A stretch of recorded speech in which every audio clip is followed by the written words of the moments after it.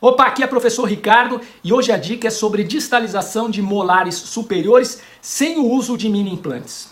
Existem alguns casos que não existe a possibilidade de você utilizar mini implantes e a gente precisa distalizar esses molares superiores. Uma opção é você usar o Pendex, o pêndulo de Hilgers. Só que tem muita gente que tem aversão ao Pendex por entender que ele possui um efeito colateral, um efeito rebote. Ou seja, ao invés de haver a distalização dos molares superiores, ocorre a mesialização dos dentes anteriores. Para minimizar esse risco, eu criei um passo a passo de alguns cuidados que evitam esse efeito rebote a ponto de chegar a zero o risco desse efeito rebote. Então, eu queria que você seguisse esse passo a passo.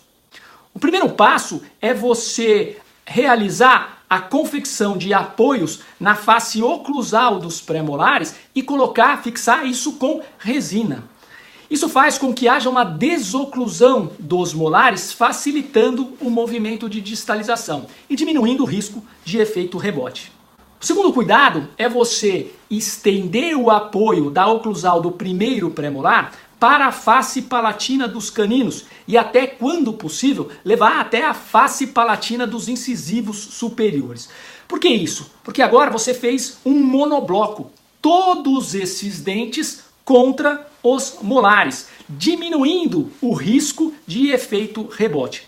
Principalmente quando você encontrar um canino fora do alinhamento da arcada em relação aos pré-molares. Por exemplo, os caninos estiverem mais vestibularizados do que os pré-molares. Nesse caso, é fundamental que você estenda o apoio do primeiro pré-molar para a face palatina desse canino. E, se possível, para a face palatina dos incisivos também. O terceiro cuidado é em relação à ativação da mola do Pendex, que vai distalizar os molares superiores. Em regra, Hilgers preconizou uma ativação de 180 graus dessa mola. Eu recomendo você utilizar uma ativação de 120 graus na primeira ativação, o dia que você instalar o Pendex. Dessa forma, você está diminuindo a pressão sobre os molares e, consequentemente, também do efeito rebote, reduzindo o risco do efeito rebote. Entenda o seguinte, nessa primeira ativação não existe o início de uma remodelação óssea, ou seja, existe uma grande resistência óssea, aumentando o risco de você ter um efeito rebote.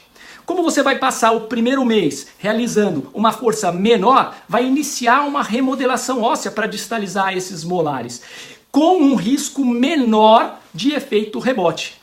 Quando o paciente retorna para a segunda sessão, para a segunda ativação, aí sim você realiza a ativação em 180 graus.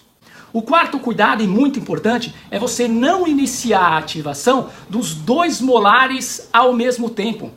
Primeiro você realiza a distalização do molar de um lado, para depois iniciar a distalização do molar do lado oposto.